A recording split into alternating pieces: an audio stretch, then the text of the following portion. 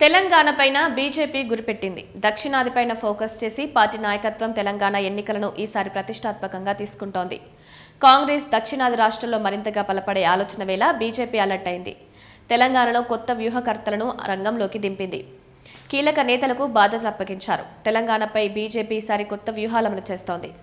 నేతలు సమన్వయంతో పనిచేయాలని, లేకుంటే ఎలాంటి చర్యలకైనా వెనుకాడది లేదని పార్టీ తేల్చెప్తోంది. బెంగాల్లో ఎన్నికలకు 2 ఏళ్ల ముందు నుంచే ప్రణాళికలను అమలు చేసి సక్సెస్ అయింది. అందులో భాగంగా బీజేపీ కోసం ప్రధానంగా పనిచేసే 2 ఎన్నికల స్ట్రాటజీ టీంలు ఏబీఎం, జార్విస్ సంస్థలు రంగంలోకి దిగాయి. తెలంగాణలో రాజకీయ పరిస్థితులు, బీజేపీ బలాలు బలహీనలతో పాటుగా కొత్త వ్యూహాలపైన పార్టీకి నివేదికలు ఇవ్వనున్నాయి.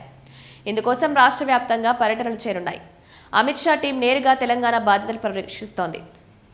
పశ్చిమ బెంగాల్లో గెలిచిన తర్వాత బీజేపీ వైనాట్ తెలంగాణ నినాదం వినిపిస్తోంది.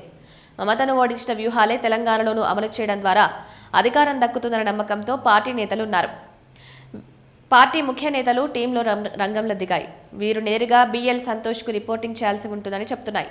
క్షేత్రస్థాయి నివేదికల ఆధారంగా హోంమంత్రి అమిత్ షా మిషన్ తెలంగాణపైన పార్టీ నేతలకు దిశానిర్దేశం చేసేలా కార్యాచరణ సిద్ధమైందని తెలుస్తోంది. ఐపాక్ తరహాలోనే ఈ 2 ఏజెన్సీలు బీజేపీ కోసం పనిచేయనున్నాయి. గ్రేటర్ ఎన్నికలను లక్ష్యంగా ఎంచుకున్నాయి. దీంతో రానున్న రోజుల్లో తెలంగాణ కేంద్రంగా బీజేపీ అధినాయకత్వం తీసుకునే నిర్ణయాలపైన రాజకీయంగా ఆసక్తి నెలకొంది.